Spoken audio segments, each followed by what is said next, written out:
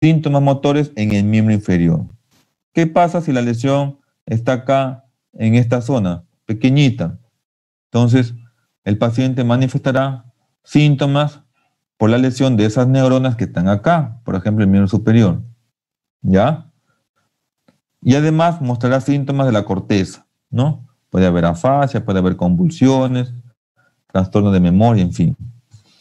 Pero cuando una lesión afecta a la corteza, solo la corteza, no suelen ser tan abarcantes como cuando se afecta las zonas inferiores, ¿no? ¿Por qué razón? Porque obviamente en la zona inferior hay muchas más neuronas de muchas regiones juntas, ¿no? Muchas neuronas de muchas regiones juntas.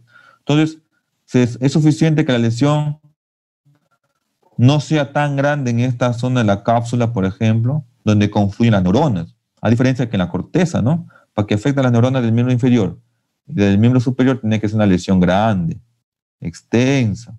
En cambio, en las cápsulas, donde están reunidas las neuronas, las lesiones no necesariamente tienen que ser grandes para que den síntomas de varios sitios del cuerpo, ¿ya?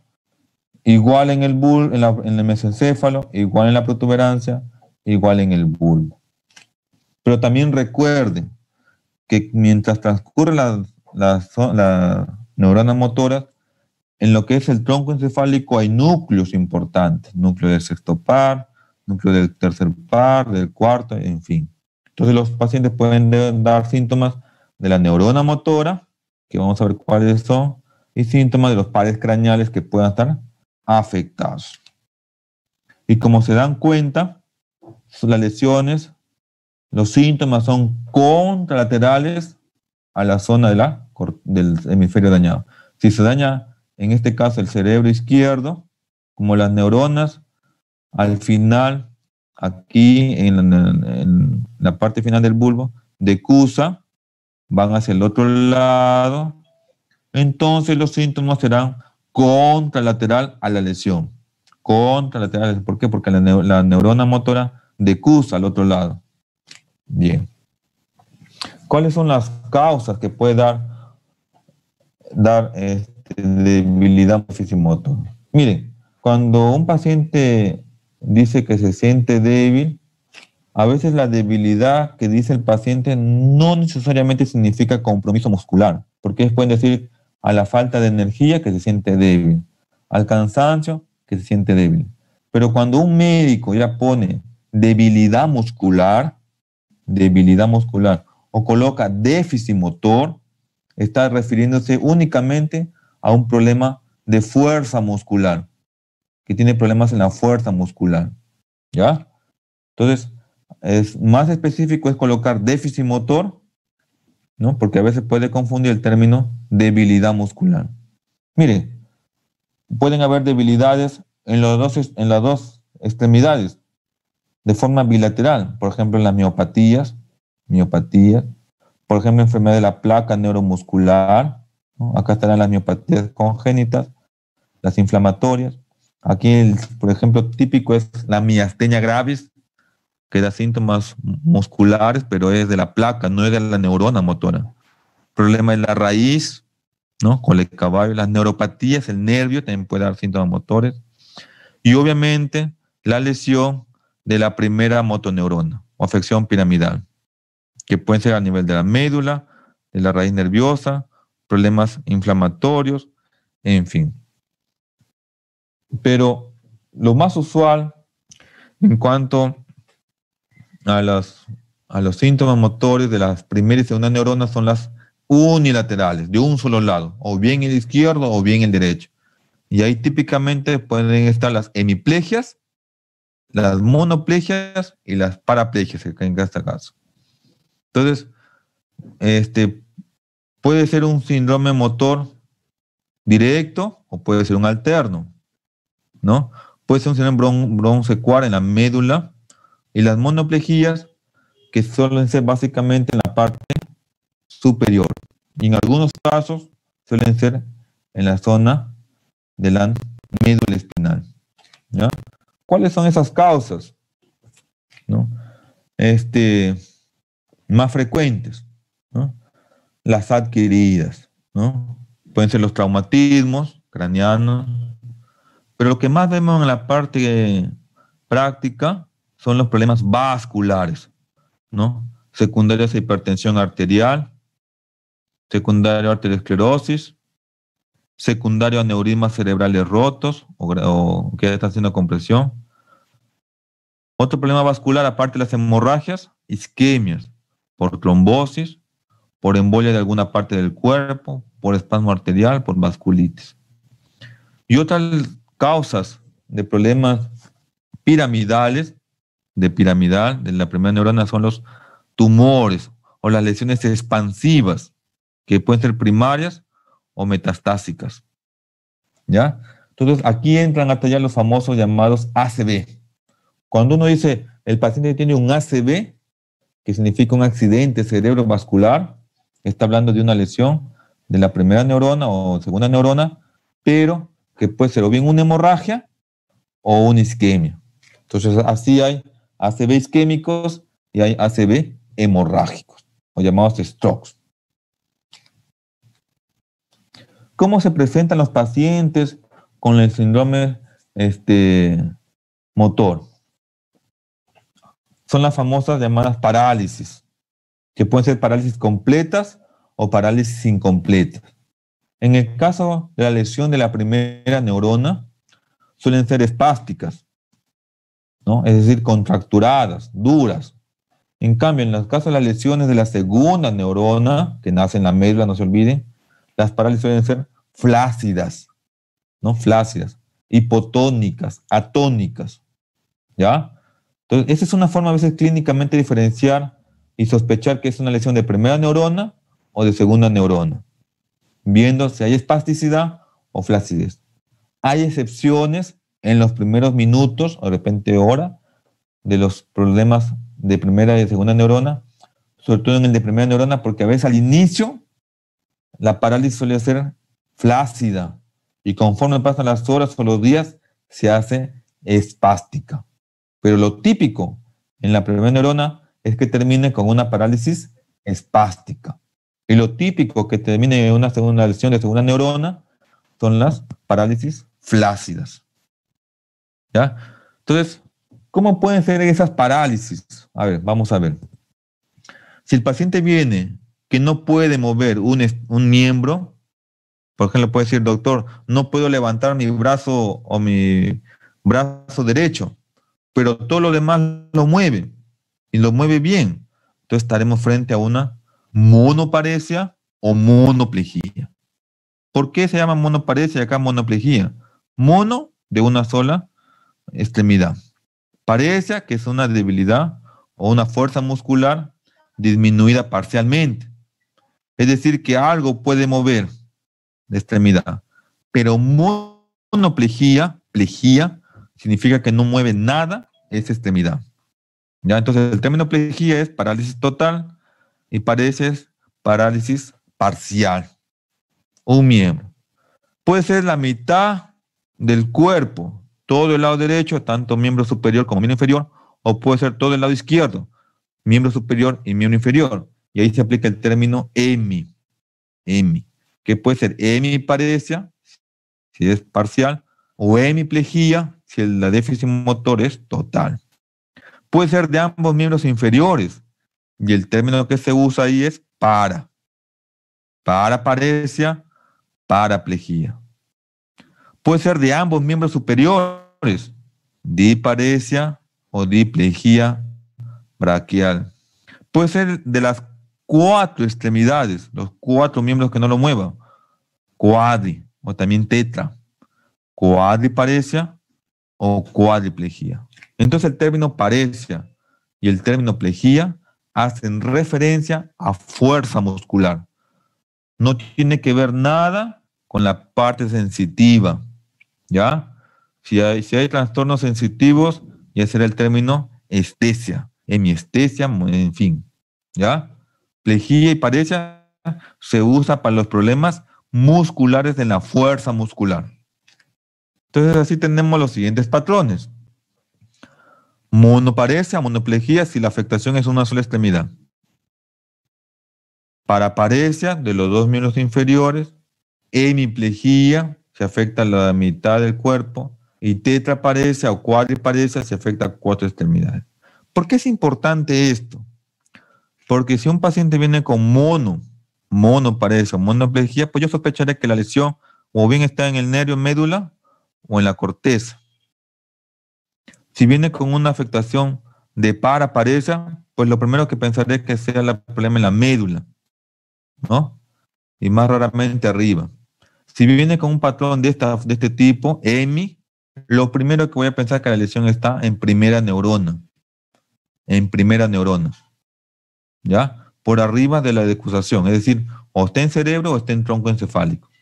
Y si viene con este patrón de las 4 extremidades, y sospecho que es un problema motor de la neurona motora, pues sospecharé que la lesión está en médula cervical. Médula cervical. ¿Ya? ¿Quiénes me pueden confundir, por ejemplo, este patrón? La miastenia, porque la debilidad suele ser generalizada.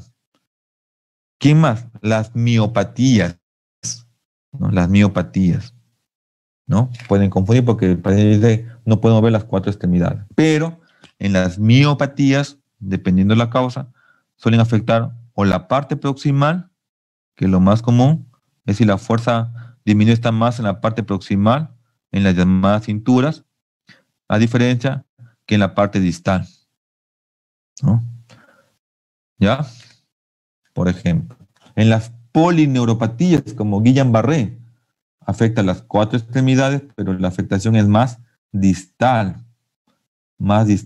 que proximal. Más distal que proximal, por ejemplo. Entonces, en el síndrome de primera motoneurona o síndrome piramidal, lo más común es que el paciente haga hemiplegia, luego le siguen las paraplegias, más raro las cuadriplegias, tendría que estar afectados los 2 cerebros, y las monoplegias. En cambio, en la de segunda motoneurona, de la médula para abajo, lo más común es que sea paraplegia, que le siga como lesión monoplegia, y como ven, es casi extremadamente raro que un síndrome de segunda neurona motora de hemiplegia. ¿Ya? Entonces, cuando un paciente venga con hemiplegia, lo primero que pensaré es que la lesión está en primera neurona motora. Luego están los síndromes de placa mioneural, que les mencioné, el ejemplo típico es la miastemia, y los síndromes motores musculares, que el ejemplo típico lo hacen las miopatías. Bien, entonces, dentro del cuadro clínico, las lesiones de primera neurona o síndrome piramidal o neurona motora superior, ¿no? Está pues, en la primera fase van a ser algo flácidas y luego viene ya la espasticidad. Pero lo típico en la primera neurona es que termine con espasticidad. Espasticidad, ¿no? Y como pueden ver, van a haber otros hallazgos que me van a hacer sospechar, ¿no? Por ejemplo, al inicio puede haber hipotonía, por eso la flacidez. Puede haber hiporreflexia osteotendinosa. Va a haber hiperextensibilidad y va a haber síndrome de Babinski y sucedáneos. ¿Ya? Bien. Entonces, aquí, ¿cuáles son los signos clínicos típicos, clásicos de la afectación de la primera neurona motora de síndrome piramidal? Lo típico, lo usual, es que el paciente venga con rigidez, hipertonía, es decir, espástico, ¿ya? Que venga con esa musculatura contraída, que haya hiperreflexia cuando busco los reflejos rotulianos o el reflejo bicipital de repente, que haya clonus o sincinesias, que haya Babinski o también llamado cutáneo plantar, o puede haber sucedáneos. Esos son los signos positivos que deben estar. Y los signos negativos, pues obviamente que haya paresia o debilidad muscular, que en la parte abdominal haya arreflexia superficial, ¿no? Los llamados cutáneos abdominales, que haya pérdida de destreza y que haya hipotrofia o atrofia, pero en el tiempo, y que es más que todo por desuso, por desuso. En la primera neurona motora, su afectación no suele ocasionar atrofia. Si la ocasión suele ser leve y es porque la musculatura no se usa. En cambio, en la afectación de la segunda neurona motora, sí hay atrofia tempranas, precoces. ¿Ya? Entonces, este es el cuadrito diferencial entre una lesión de primera neurona motora y segunda neurona motora. ¿Ya?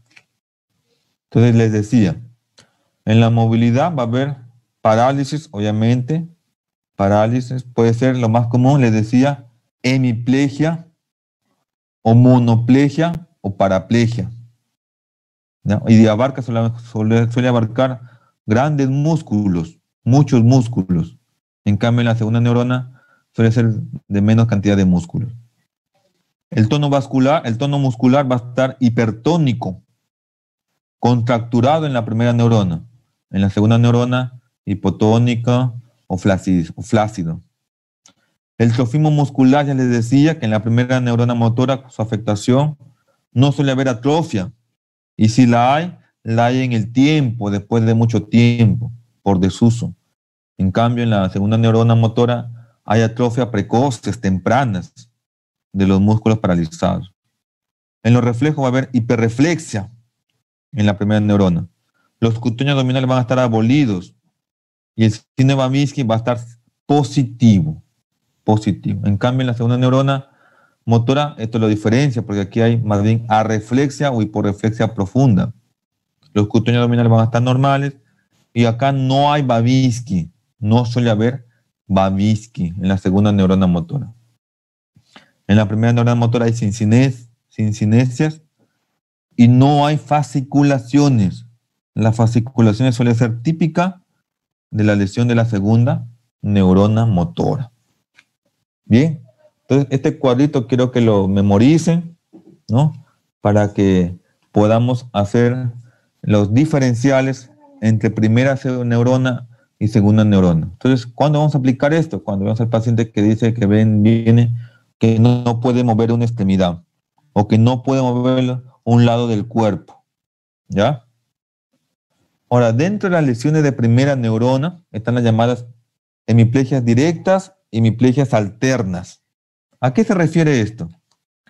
Hemiplegia directa significa que hay parálisis de un lado del cuerpo, de un lado, pero esta parálisis del cuerpo se corresponde en el mismo lado de la parálisis facial o la parálisis del nervio del par craneal, ¿no? Entonces, si está afectado el séptimo acá, entonces hay parálisis facial, por ejemplo, acá, izquierda, y la hemiplegia también es izquierda, ¿no? Y esto suele ocurrirse en lesiones, sobre todo en la cápsula interna. Ya les dije, porque en la cápsula interna hay muchas neuronas, de muchos músculos, tanto del miembro superior como del miembro inferior.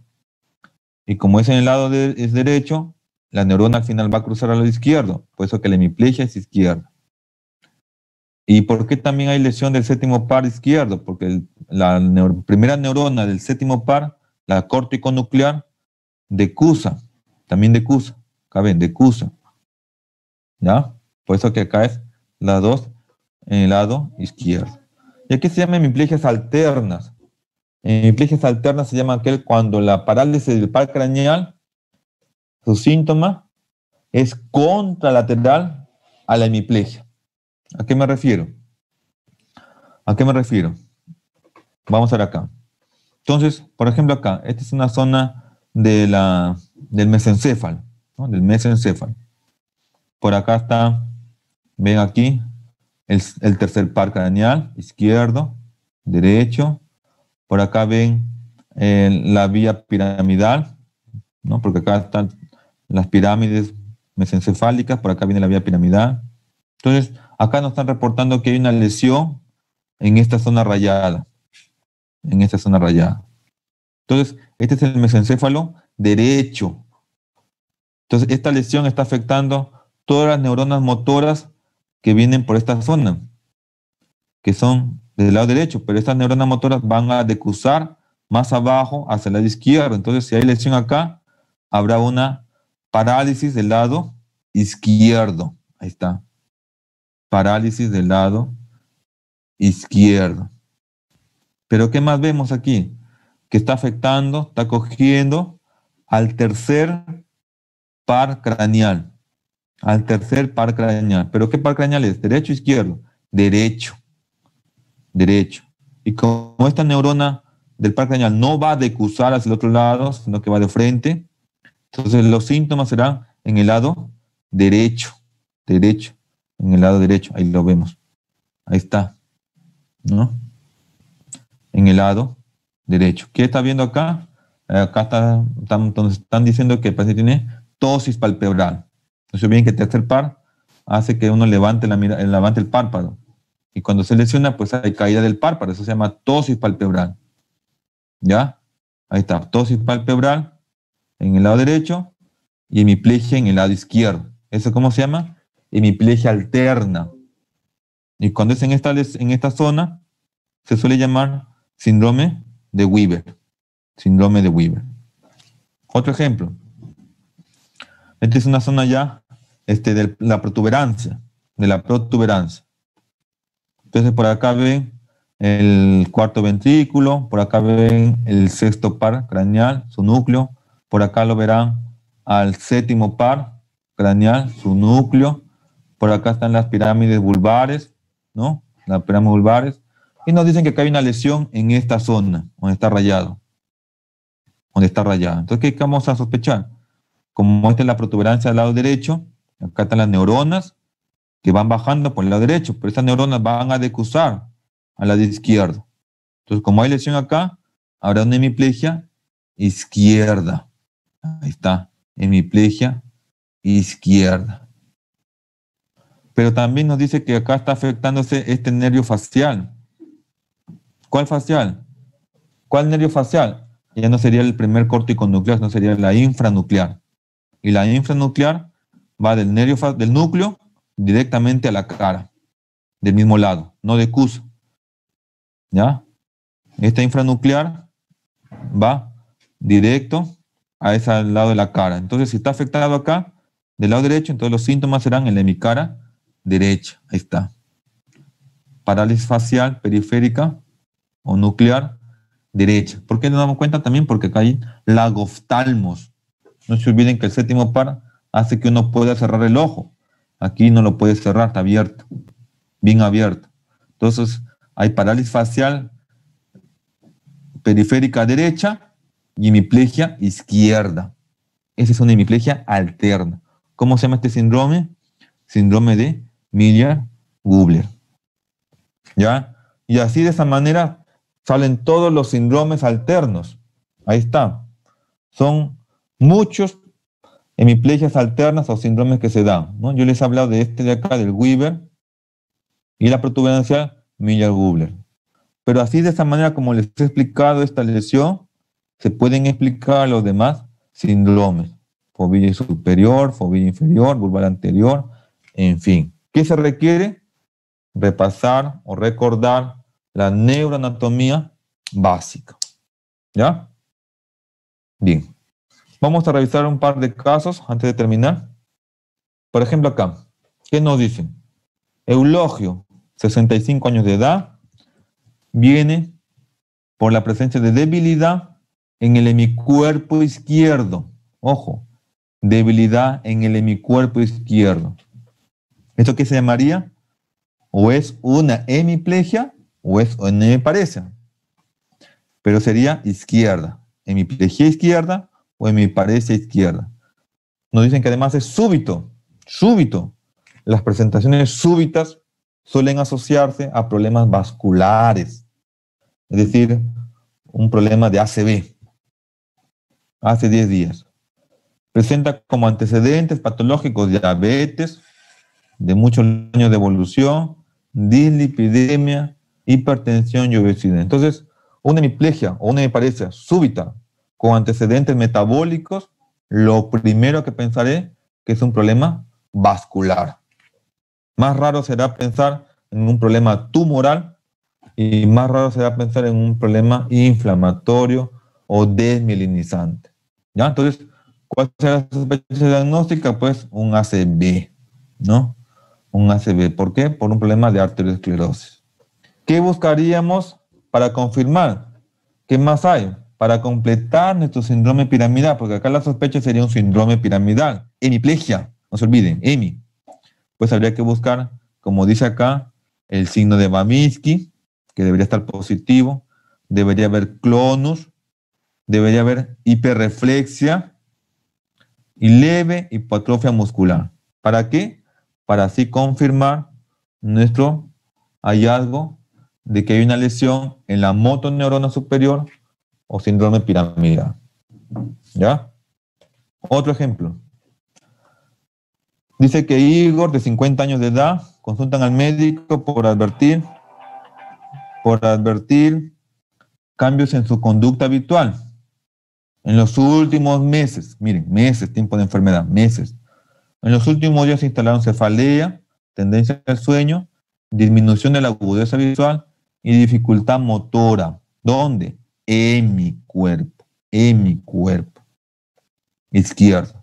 No tenía antecedentes de hipertensión y a la hora que le examinan le encuentran una hemiparesia. Entonces, si yo pienso en hemiparesia, si hay hemiparesia, pensaré que es un problema de primera neurona motora. Primera neurona motora. Vamos a ver si es cierto. Lo siguen examinando, le encuentran Babinski. Eso ya también me confirma que es un síndrome de primera neurona motora.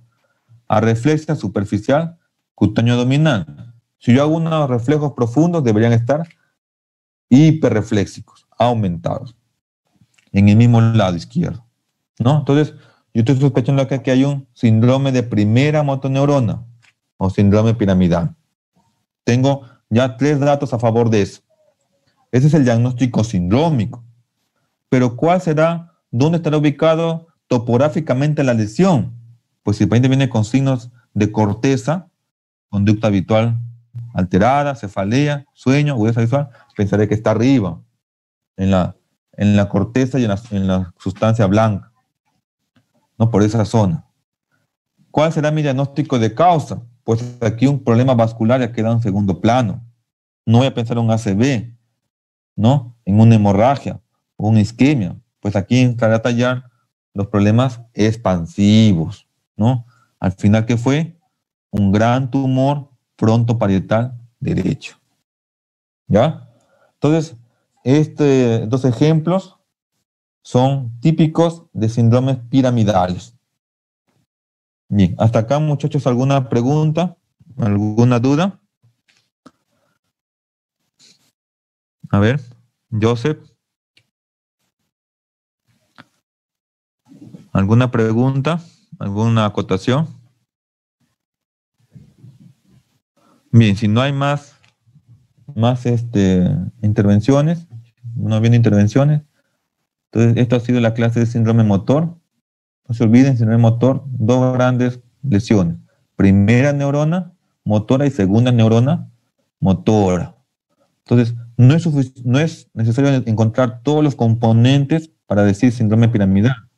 De repente basta hemiplegia y Babinski y ya estoy sospechando de un síndrome piramidal. Una vez que esté hecho el diagnóstico sindrómico, buscaremos el diagnóstico topográfico. ¿A qué nivel está la lesión? Y de ahí la causa. Para buscar la causa, confirmar la causa, puede sospecharlo clínicamente, pero casi siempre necesitamos un estudio de imagen neurológico. Bien, no habiendo intervenciones, espero que continúen con sus clases, ¿ya? Y que tengan buenas tardes. Bien, hasta luego. Gracias, doctor. Gracias, Locke.